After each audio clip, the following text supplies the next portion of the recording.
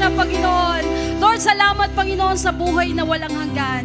And right now, Lord, we declare, oh God, Lord, clothe us with your precious blood right now, oh God, sa aming mga buhay, Panginoon. Continue to bless us, oh God, and be magnified in our life. We thank you, God. In Jesus Christ's mighty name we pray.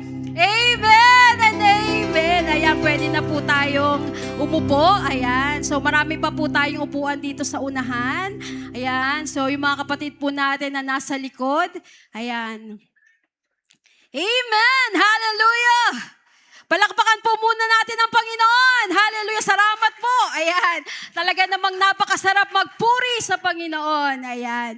So, hindi lang makontain ng aking puso. Ayan. Ninang Mila, hindi nasayang ang ating pananalangin, pakikipaglaban at pag-i-encourage. Amen? So, ina-acknowledge ko po talaga naman yung ating worship leader. Ayan. So, maraming taon na po kaming nagsama niyan and maraming taon na rin kung pinanalangin at pinaglaban yan. Pero in God's perfect timing, naggamit po ulit at naging worship leader. Amen? Amen. Wala pong imposible sa Lord.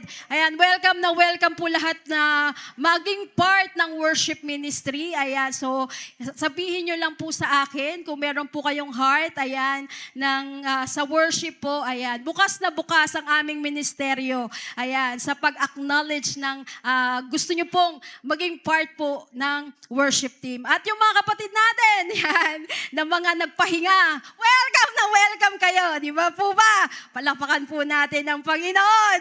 Amen. Hallelujah. Amen. Last week po ay naumpisahan na po ni Pastora Elisa yung ating topic for this 4th Sunday. Ayan, hindi po natin na monthly kasi pinahap-hap yung ating team for 4 weeks. Ayan. So ang topic natin for this week po ay the power of the blood. Ayan. So, marami pong na-discuss si Pastora Elisa at alam ko po na marami tayong natutunan about the power of the blood. Ayan, meron akong kasama dito.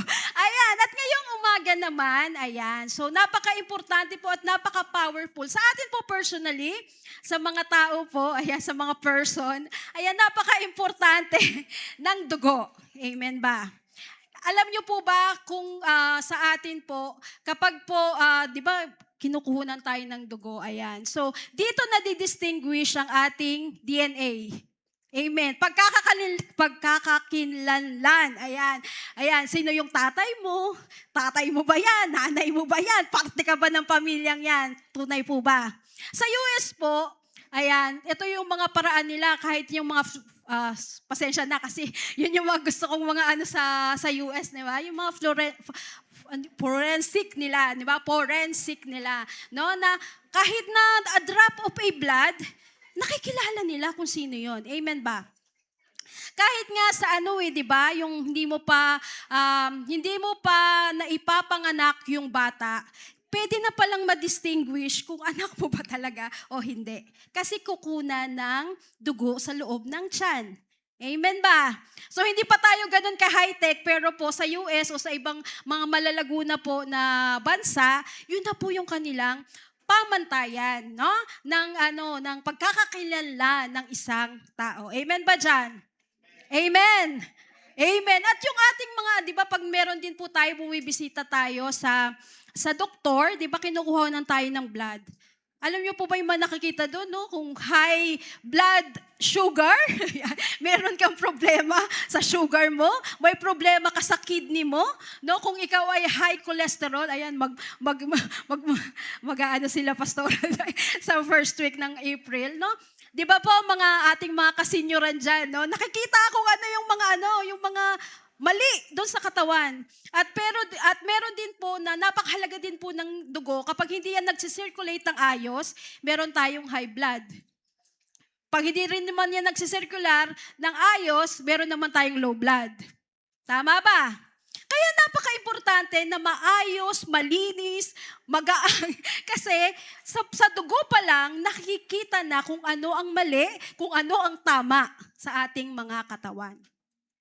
Amen. Much more pa, yung blood ni Jesus sa atin. Amen. Nung tinanggap po natin si Christ bilang our personal Savior, yung kanyang dugo ay naisalin sa atin. Tinatawag ko nga po ito na dialysis love. Alam niyo po, negative po yan sa ating connotation, no?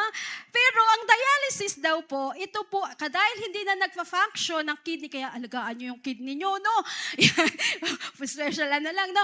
Kapag daw po hindi na functional yung ating kidney, dialysis po tayo. Ano po ba ang ginagawa sa dialysis? Ang iyong dugo ay kinukuha, tapos inilalagay sa isang machine para paglabas po nun at pagbalik sa iyo, malinis na. Amen. Nung tinanggap natin si Christ as our personal Savior, hindi lang tayo na dialysis at siyempre, yung dugo natin, the same pa rin yan. Yung dugo na ni Kristo ang ibinigay sa atin that we are white as snow. Amen? Amen. Yung characteristic, the very life of Jesus is nakuha na po natin. Amen ba dyan?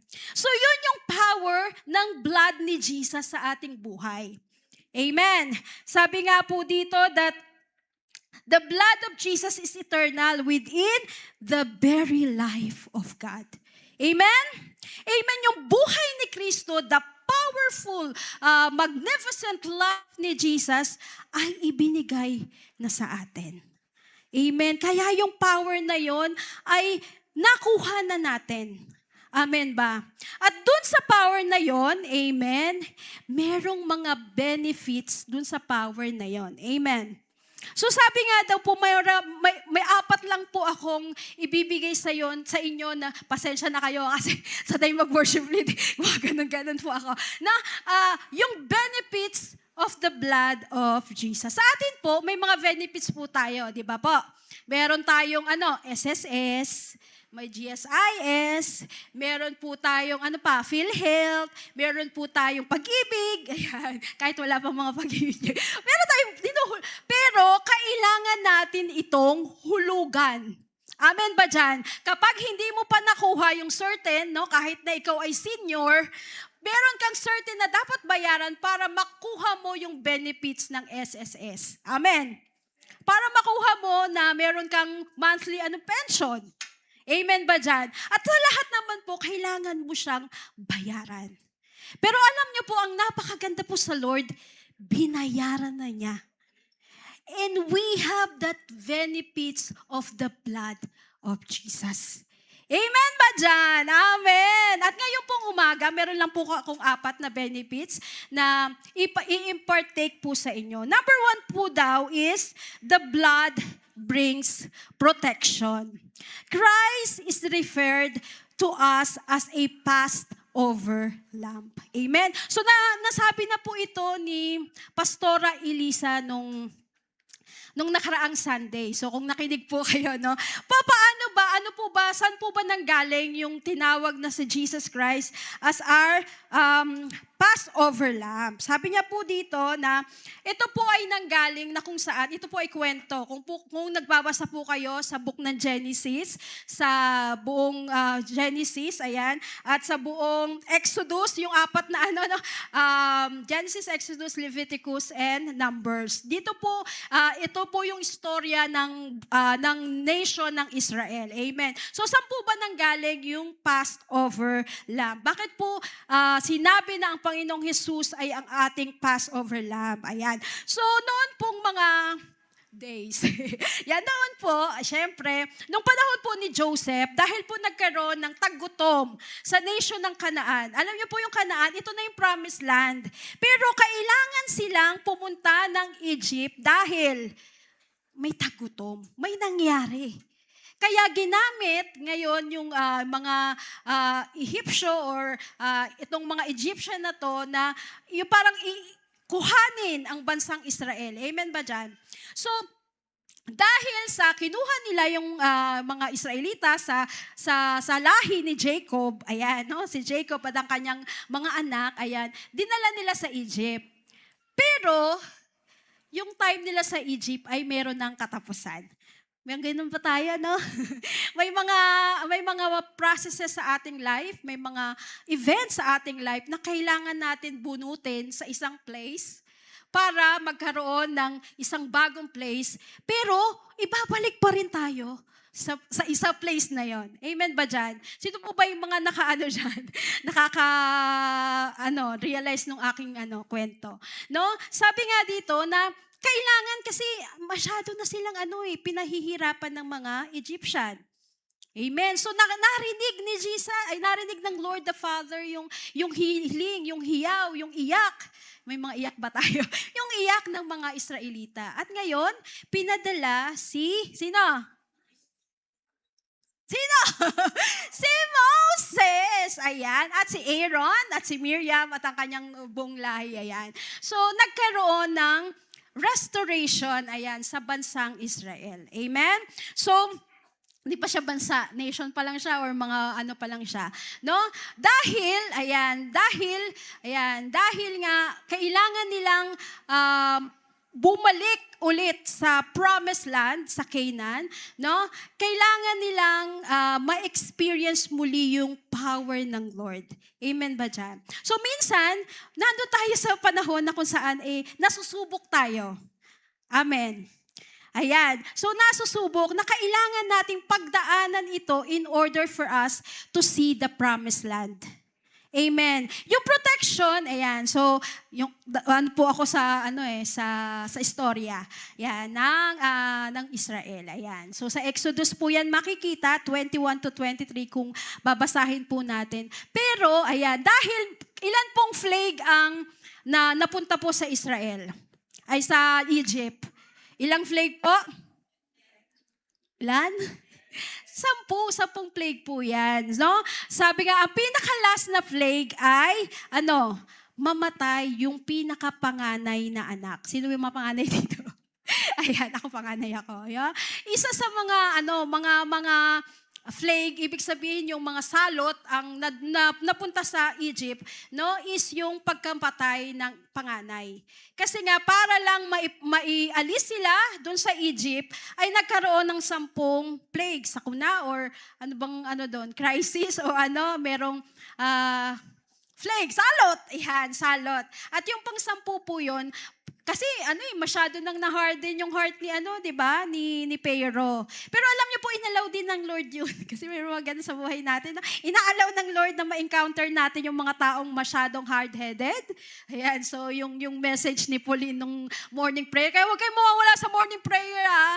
May mga na-encounter tayong mga tao na gayon kasi ginagamit pa rin ng Lord para tayo ay lumago sa Panginoon. Amen. So, ngayon, itong pinakasampu na, para lang mapawala, ayan, meron pong instruction ang Lord sa kanila para ma-distinguish ang mga Egyptian, para ma-distinguish ang mga Israelita, meron pong binigay na rules sa kanila, na utos. Ayan, minsan tayo, di ba, pag may inutos, sabi nga lang, kahit nilang pag-perform, no? Surname first. Ang inaano natin, pangalan, no? So, ang Diyos din po ay nagbigay sa kanila ng utos. In order to be protected, ayan, from the 10th plague, ito po yung utos sa kanila ng Panginoon. Sige, isa-isahin po natin basahin po natin sa Exodus. Sabi niya doon, go pick out a lamb of a young goat. Remember, young goat for each of your families and slaughter the Passover animal. Drain the blood into a basin, then take a bundle of hyssop branches and dip it into the blood. Brush hyssop across the top and sides of the door frames of your houses, and no one may go out through the door until morning. Ano po yung sinabi dyan, no? Ang utos sa kanila ng Lord para ma-distinguish ng angel of death. Kasi nandun na po tayo sa pang-10 plague na kung saan talagang ito na yung pinaka the best. The best ba? Yung pinaka huling-huli, yan, para maipalabas sila dun sa Israel, sa Egypt, ay sabi dito ay pumatay ng young goat, at saka i-drain yung blood. Ayan. So pagka-drain ng blood, mag-ano ka ng isang, sabi dito, ng basin, syempre. And then, hyssop branches. Marami namang branches, no? Pero hyssop talaga yung and dip it in the blood. At sabi dito, brush hyssop across the top side. Amen? Hindi po sinabing gitna, nasa top side. No? Top side, sa gilid. Ayan. And then, sabi niya dito, and then, huwag kayong lumabas. Amen? So, sabi nga dito, He will not permit His death of angel to enter the house. No, the blood of Jesus is like that. Yung protection sa atin, no? Sabi nga dito, protection for you and your household. This doesn't mean that nothing bad ever happened to you. It simply means that nothing outside of God's will can touch you when you walk in obedience. Kaya po nagkaroon po ang Panginoon ng rules ng ito, wag kang lalabas. Yan, ipahid mo yung blood, no? Sabi kasi God wants us to walk in obedience. No? Sabi dito, kung yung benefits ng protection, it takes obedience. Amen. Kasi marami po sa atin, sabi nga dito, that the children of Israel were instructed to remain in their homes, remain under the blood. So long as we remain under the blood, we have the divine protection. Amen. So, gusto ko lang pong i-highlight yung dalawang sinabi ng Panginoon dyan, na ilagay mo sa doorpost mo yung blood ni Jesus. No? Ito po ay nagkaroon ng impact po sa akin nung nagde-discuss po si Pastora Elisa. No? Kailangan pala sa buhay natin, huwag mawawala yung protection ng blood. Kaya parati nating sasabi, Lord, cover me with your precious blood. Amen? At pangalawa pong utos sa kanila ay huwag silang lalabas. No? Huwag silang lalabas until the angel of death ay mag-pass over. Kaya sinabing pass over kasi magpa-pass over ang angel of death sa bahay nila. Amen? Ang sabi ng Panginoon sa kanila, huwag kayong lalabas. No? Kasi obedience is power. Sabi nga, na obedience is better than sacrifice. No, minsan marami tayong mga inuutos sa atin ng Lord. Pero sometimes, yung obedience natin, Lord, mas gusto ko to. Mas okay sa akin to, Lord. Hindi naman yata tama itong inuutos mo sa akin. No? Amen? So sabi ng Panginoon sa atin, it takes obedience for you to be protected by His blood. Amen? Amen ba dyan? Alam niyo po, meron po akong testimony. So, it is my own testimony.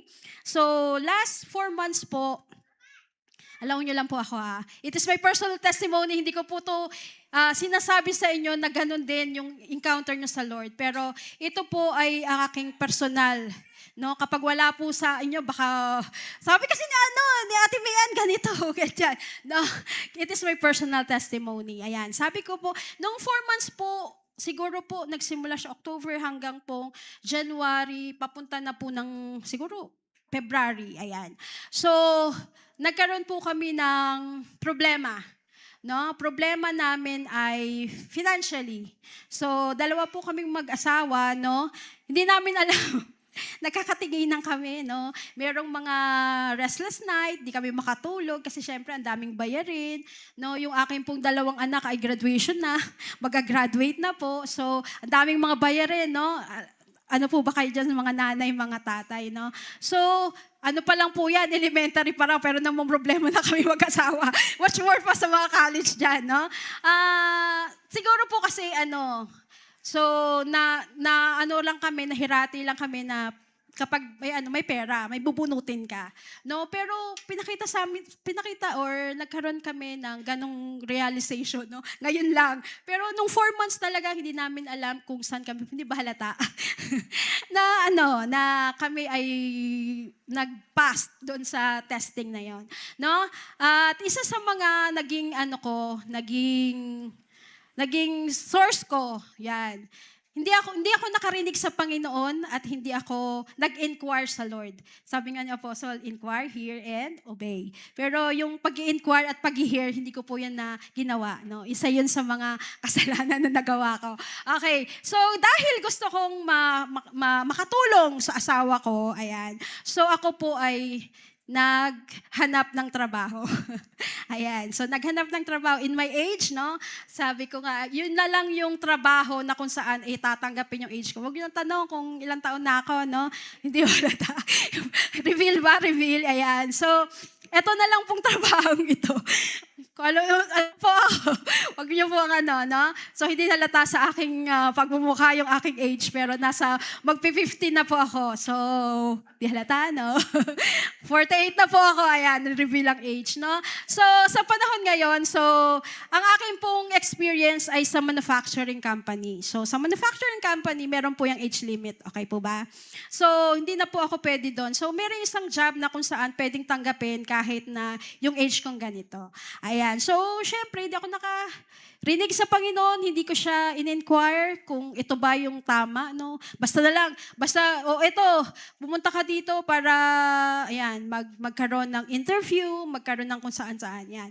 So, napunta po ako doon, and at the same time, so sabi ko, Lord, kalooban mo to, kasi, tingnan mo naman wala na kaming, pambayad.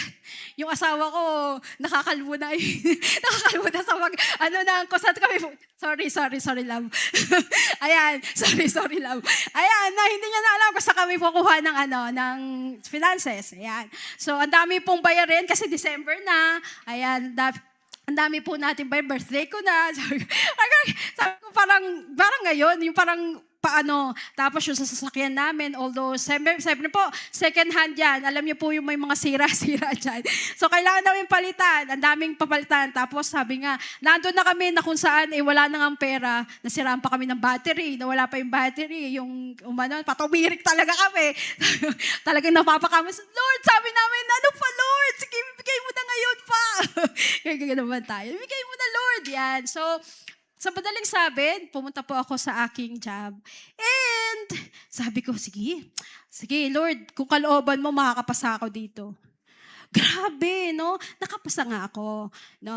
Praise God, no? So, kahit na hindi na ako ganun no? Nakapasa, no? Mahirap yung interview, mahirap lahat. At ito yung nagustuhan ko dun sa job na in-offer sa akin. Grabe, yung sahod.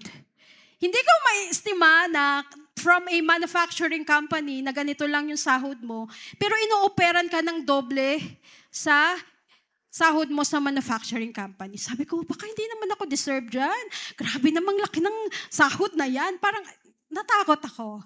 Pero sabi ko, Lord, kung kalooban mo, makakapasa ako sa medical. Di pangalawa na yun. Lord, kalooban mo naman to kasi nasa medical na ako, di ba? So, nakapasa ako sa medical. Kasi first time ko yun. Alam nyo ba, kasi po ang aking blood pressure ay nagwa-130, nagwa-140. Kasi aging na eh. No? Nagwa-130, 140, minsan 150. Alam nyo po, doon sa medical ko, alam nyo kung ilan? 100. Lord, 100? Baka naman low blood na ako niyan. Hindi ko talaga ma-realize. Hindi ko talaga, Lord, kalooban mo na to, Lord. Kasi pangalawa na to, medical na to. At pangatlo, yun na po yung aming orientation.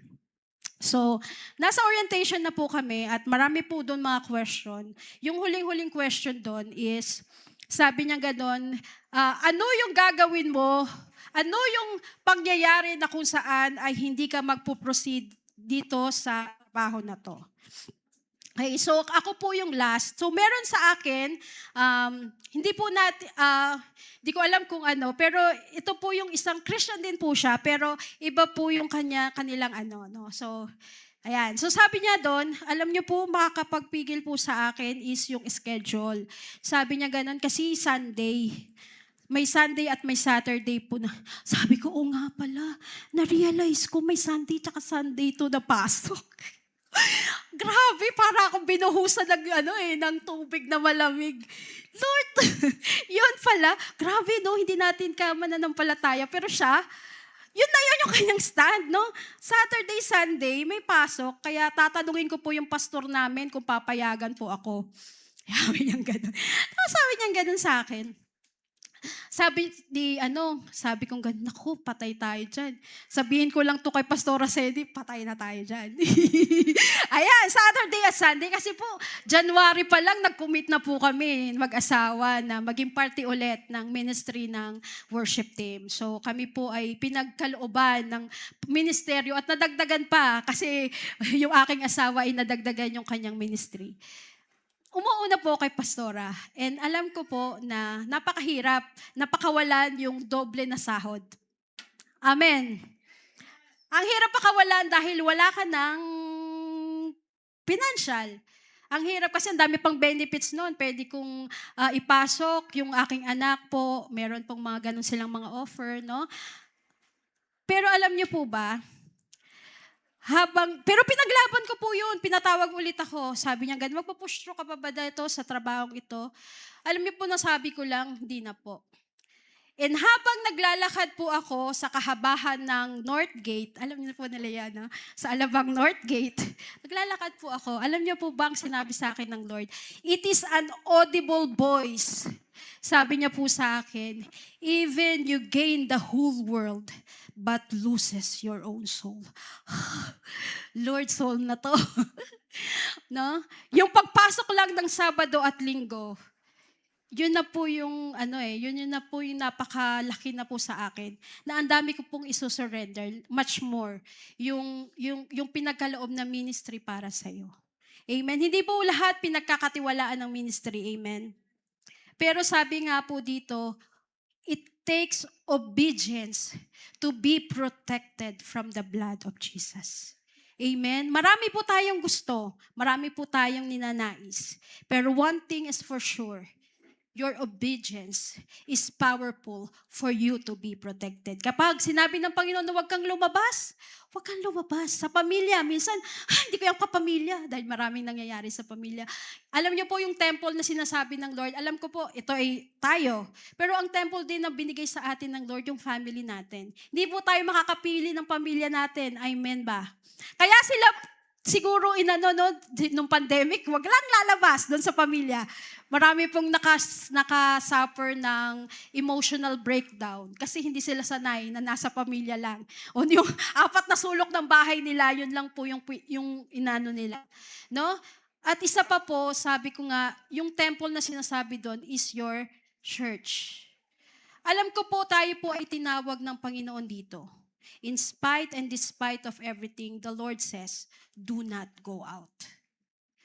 Even may mga challenges po tayo sa buhay. Minsan mapapalabas tayo sa church. Kasi si pastora, kasi si ganun, kasi si ganyan. Pero alam nyo pa, napaka-powerful ng protection ng ating mga leaders. Amen? Kaya nga po tayo parating ina-anoint kasi yun yung protection. Yun yung guide mo. Amen? Kapag lumabas ka sa protection ng mga parents mo, napakaganda na ikaw ay nabibless ng nanay at tatay mo. Kasi you have that protection. Amen? Amen? At yung protection ng ating leaders. Kaya pag sinabi, do not go out. Do not go out. Amen? Pangalawa daw po is the blood brings authority and deliverance.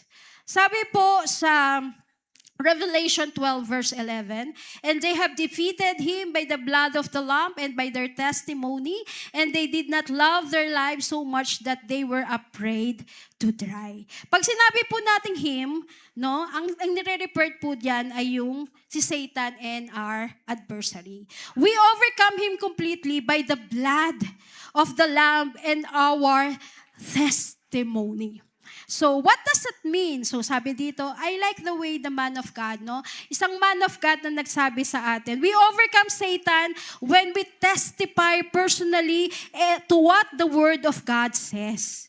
So sabi ni Derek Prince, siya po yan, with His blood, Jesus purchased our authority and deliverance. The blood breaks addiction, breaks spiritual bondages, and subdues the work of the enemy. When we testify of the word and the blood, we exercise by faith our authority over and deliverance from demonic influence. So i-highlight lang po natin dito yung ating testimony. In order for have the authority and the deliverance from the Lord, we should guard our testimony. Sa isa pong law, o sa isang batas, ang dami ko pong sa isang batas po, ayan, so kapag ikaw po ay naghain ng isang kaso, kailangan yung witness mo at yung evidence mo, sabi dito, beyond reasonable doubt. Amen? So kapag ikaw ay naghain ng kaso at pamali-mali yung testigo mo at pamali-mali yung mga ebidensyang binigay mo, ano po ang mangyayari sa kaso natin? Made-deny. Amen. So yung authority na yon at yung ating deliverance is in accordance with our testimony. Amen? Napaka-importante na i-guard natin yung ating mga testimony. Kahit na hindi tayo magsalita, pero nakikita sa atin si Jesus as our personal Savior, sila mismo ang lalapit sa atin. Amen? Amen. So sabi nga dito, napaka-importante na ginaguard natin yung ating mga testimony. No? Yung nanay natin, yung tatay natin, pag tayo po ay sinabihan na, wag kang maganito, wag kang sigarilyo, wag kang uminom ng alak, pero nakikita natin sa kanila na sila ay gumagawa ng mga ganon. Nagiging mabuti po ba silang example? No, ikaw nga, gumagawa ka ng ganyan. Bakit ako hindi ko kaya yan? No? So, gano'n, no? So, kailangan sa atin na ginaguard natin yung ating testimony in order for us to have that authority. Amen. Kung sa bahay pa lang natin, hindi na tayo maghugas ka dyan. No, yung mga kabataan, maghugas ka dyan. No? Tapos, dabog-dabog ka. Galing ka pa naman sa church, bakit ka nagaganyan? No? Yung ating testimony ay nasira na.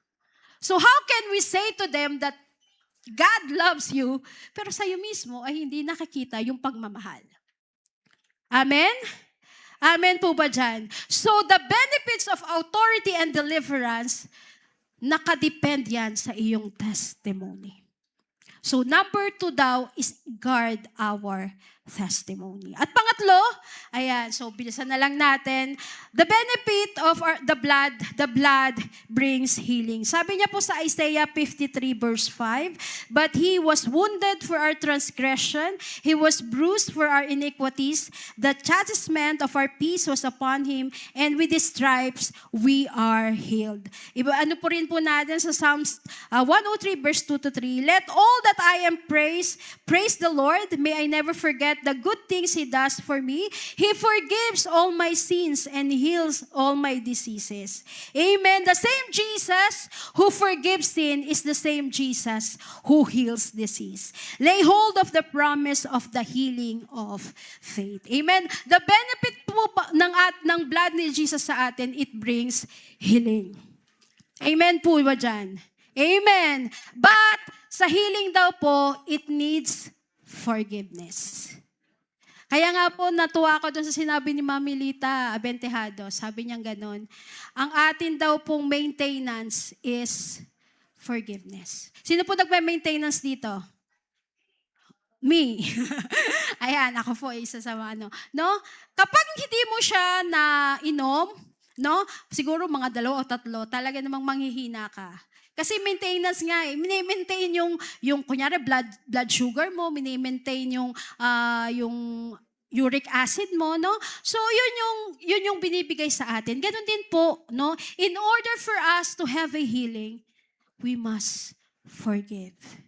Amen. Kung sa mga tao daw po minsan, kung tatanungin mo, bakit ka nagkasakit ng ganyan?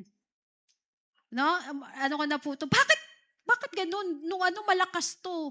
Bakit nung nakita ko na gano'n, no? Kasi minsan, isa daw sa sabi nga dito, nakakapaghadlang sa pag-ayos ng ating katawan is yung mga nabablockage, no? Ayun, mablockage yung ating blood, no? Kasi daw po isa sa mga yung mga stresses, yung mga nangyayari, yung mga no? Yung mga parang major na nangyari sa kanya para ma-experience niya yung pagbigay ng kanyang katawan. Amen. So isa daw po sa mga nagiging dahilan niyan is lack of forgiveness. Meron ka ba bang hindi pinatawad? Lingunin mo yung katabi mo. Lingunin mo, baka isa sa mga yan ang hindi mo pa pinapatawad. Minsan sasabihin mo, bakit ako mahina? Bakit ako nagkaroon ng stiff neck? Kasi sa church, iniiwasan mo, kaya ka nagka-stiff neck, no? Iniiwasan mo yung kapatid mo, no? No? Kakaganon ko, iwas ka. No? Ayun, darating na naman siya, kaganon ka na naman. No? Nagkaroon ng stiff neck, wala. No? Kasi iniwasan mo. Lumiit yung mundo mo kasi ang dami mong mga hindi na forgive. No? Bakit ganun? Mag-isa na lang ako. Dati may ganun, may ganyan. Nakalimutan mo pala, your maintenance is forgiveness. Marami pong taong nakasakit sa atin. Amen? Marami sa atin na minsan hindi natin mapatawad. Kasi naman grabe. Parang generation to generation na yung mga kapatid natin. Minsan, di ba? Parang generation na yung parang hindi mo pa rin mapatawad, no? At ang masakit pa doon, binatawad mo na pero binabalik mo ulit. Amen. Amen. Nasa ganun, nagkasakit ka. Lumiit yung mundo mo. Amen. So in order for us to have the benefit of healing, isa daw po sa dapat nating gawin is to forgive. Amen? At pang-apat daw po is the blood brings peace of mind. Yan. So, John 19 verse 2, sabi dito, the soldiers wove a crown of thorns and put it on his head, and they put a purple robe on him. Iano po natin doon sa Isaiah 9 verses 6. The government will rest on his shoulder, and he will be called Wonderful Counselor, Mighty God, Everlasting Father, and Prince of Peace. Amen? So, ito po ay nagsisignify po, ang Lord po ay pinatungan ng crown of thorns. Amen. So, naka-follow po kayo sa akin, no? It signifies daw po na pinatungan siya ng tinik is for us to have a peace of mind. Lahat daw po ng trouble sa atin ay nag-uumpisa sa ulo. Nag-uumpisa sa ating mga pag-iisip, sa ating mga di ba? Kaya nga yung battleground is our mind. At kapag hindi natin napagtagumpayan yan, pumupunta po yan sa puso. Kaya minsan, di ba? At ito ay ang ating magiging bukang bibig. Amen. So, in order for us na mapagtagumpayan at makuha yung peace of mind comes from God, is kailangan natin to renew our mind. Amen? Amen. Alam niyo po, ang Diyos po ay namatay para sa atin. Hindi lang daw po ito ay kaligtasan mula sa ating mga puso. Buong katawan po yan. Nag-shed po siya ng blood. At kung iisa-isahin po natin yan, umatin po kayo ng SOL kasi doon po talaga natalakay lahat.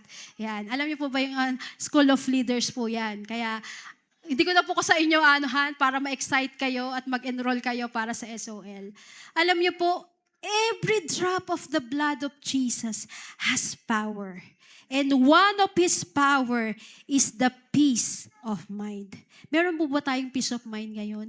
Sa hirap po ng mga napagdadaanan natin, kagaya po na sinabi ng ating worship leader, ang dami po nating mga ganap ngayon. No? Hindi lang sa ating pamilya, hindi lang po sa ating bansa, hindi lang po sa buong mundo, but most especially sa ating mga sarili. Ang dami po nating mga nai-experience. Alam niyo po, isa po sa mga nagbibigay sa atin yan, no? Yung pag-open pa lang natin ng ating mga cellphone, nandun na yung mga stresses sa buhay natin. No? Yung mga battles na minsan, sana ako to, sana makapunta din ako dyan. No? Sana ganito. No?